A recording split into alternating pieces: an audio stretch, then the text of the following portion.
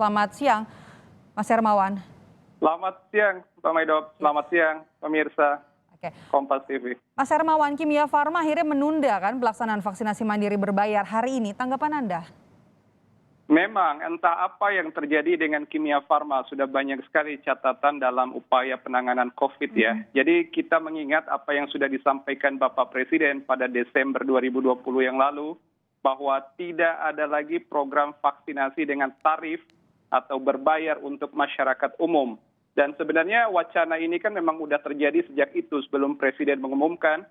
Nah, sejak November hingga Desember itu kami dengan keras dan lantang menyampaikan bahwa kalau vaksin diberi dengan harga, vaksin dijual bebas kepada masyarakat secara individu, sesungguhnya itu tidak sesuai dengan prinsip kesehatan masyarakat, karena vaksinasi itu bagian dari upaya kesehatan masyarakat untuk mewujudkan herd immunity atau imunitas kelompok supaya kita semua tercegah dari penyakit COVID ini.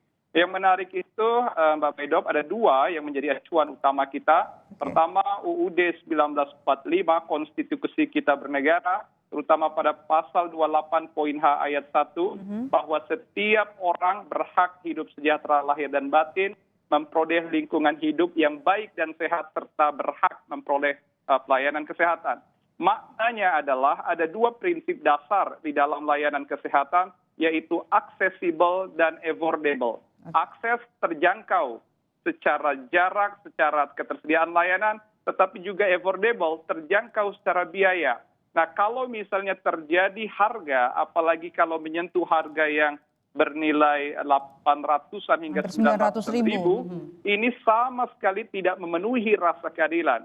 Kalaupun ada upaya adanya segmen prioritas, misalnya kita ketahui di awal prioritas pertama tenaga kesehatan, prioritas kedua adalah lansia, prioritas ketiga adalah mereka yang bekerja di sektor publik, itu adalah prioritas. Sehingga program vaksin pemerintah yang memang digratiskan itu secara bertahap akan menyasar seluruh anak bangsa. Dan pada akhirnya seluruh anak bangsa kita itu juga akan tercover dengan janji pemerintah untuk menyasar sekitar 181,5 juta dari 270 juta penduduk kita. Artinya berharap dengan angka vaksin untuk subjek sebesar itu, kita bisa mewujudkan herd immunity di negara kita. Namun demikian, ketika awal Januari, pemerintah melalui Menteri Kesehatan mengeluarkan peraturan Menteri Kesehatan nomor 10 tahun 2021 tentang mekanisme vaksinasi ini, termaktub klausul memang vaksinasi mandiri yang diberi nama vaksinasi gotong royong, tetapi ini menyasar koorporasi. Nah, kami dari perspektif kesehatan masyarakat bisa memaklumi pendekatan koorporasi karena juga berkaitan dengan segmen di mana sektor ekonomi di bawah perlindungan perusahaan bagian dari kontribusi perusahaan atau private sector untuk juga berperan dalam percepatan vaksinasi. Tetapi tidak dilepas ke orang per orang, tidak menyasar masyarakat secara umum. Kalau kita akhirnya dilepas ke orang per orang, swasta memberikan layanan vaksinasi, orang bisa datang dari mana saja dengan bawa duit, maka disinilah prinsip ketidakadilan akan terjadi, dan pada akhirnya menginginkan herd immunity sesungguhnya akan menjadi ancaman terhadap imunitas kelompok itu sendiri, Mbak Maido.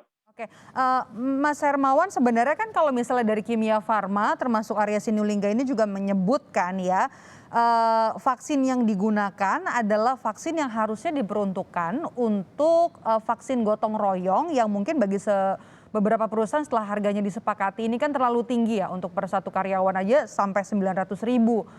Apakah ini sebenarnya kalau misalnya IAKMI ini melihat seberapa besar sih dampak program vaksinasi berbayar ini untuk bisa mempercepat herd immunity kita? Sama sekali tidak ada gunanya untuk mewujudkan herd immunity. Jadi sebenarnya herd immunity ini jangan sampai dipahami konsep yang salah, seolah-olah percepatan vaksinasi itu dengan membuka ruang agar orang bisa dan mau membayar. Itu salah. Jadi jangankan 800 ribu, 200 ribu saja atau bahkan 100 ribu saja, tidak boleh kita itu memberikan tarif pelayanan vaksinasi ini dengan argumen seperti yang disampaikan tadi. Maka itu yang tepat adalah mekanisme yang sudah diatur di dalam peraturan Menteri Kesehatan itu adalah memang dengan korporasi yang melakukan pendaftaran, yang melindungi karyawan dan tenaga kerjanya adalah perusahaan-perusahaan.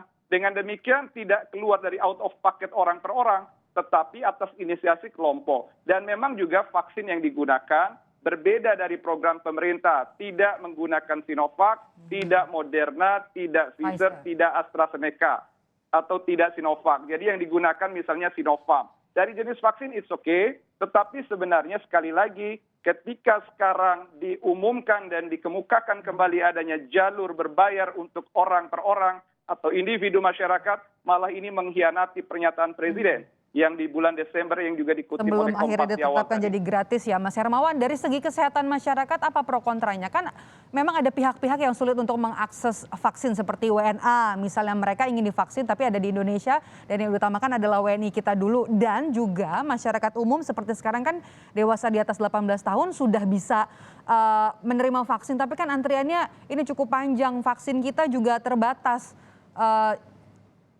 jumlahnya.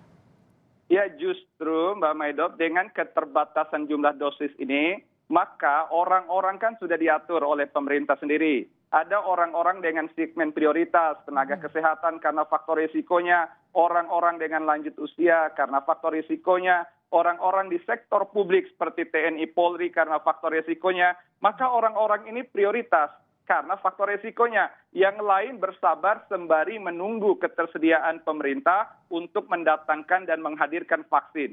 Tetapi ketika ada opsi vaksin lain kemudian dijual bebas, maka orang-orang yang tidak mampu, yang antri pada kelompok program pemerintah akan melihat sebagai sebuah ketidakadilan. Itu dari perspektif ekonomi dan sosialnya. Tapi dari perspektif kesehatannya sendiri kita harus mengingatkan bahwa public health initiative atau upaya kesehatan masyarakat yang berkaitan dengan vaksin ini bukan segala-galanya dan bukan untuk memberikan proteksi 100% terhadap COVID-19 ini, tetapi bagian dari komplement inisiatif, upaya tambahan. Sehingga keberadaannya justru harus aksesibel, harus affordable, terjangkau secara akses, terjangkau secara biaya, dan memang harusnya digratiskan karena bagian tanggung jawab negara. Ini yang menjadi prinsip dasar. Mas Hermawan, mohon maaf durasi saya tidak banyak. Apa dampaknya kalau di masa depan vaksin ini tetap dijual? Alasan Kimia Farma menunda atau menghold adalah untuk perpanjangan sosialisasi. Kalau nanti tetap dijual, tetap berbayar untuk individu, apa dampaknya? Akan ada ketidakadilan, keresahan sosial pertama. Yang kedua, sulit untuk mendata orang-orang mana yang sudah mendapatkan melalui program pemerintah. Karena program pemerintah ini kan sudah baku ya. Ada proses pendaftaran, pendataan yang luar biasa. Kemudian yang nanti yang swasta ini, yang jalur mandiri ini, yang orang per orang, akan sulit mendata dan memastikan di mana, kapan, dan seterusnya. Nah ini hal kecil sih sebenarnya terkait dengan pendataan, tapi bisa berdampak besar. Tetapi yang paling penting kalau ini dibiarkan, sebenarnya kita dalam situasi lebih memberi ruang kapitalisme ketimbang sosial untuk social assurance kita. Kira-kira begitu. Jadi prinsip keadilan ya, kita mundur lagi setelah akhirnya Presiden mengumumkan pada Desember lalu ini vaksin akan diberikan gratis kepada seluruh masyarakat Indonesia. Muncul lagi wacana untuk nantinya bisa mendapatkan yang berbayar, dan ini mundur lagi.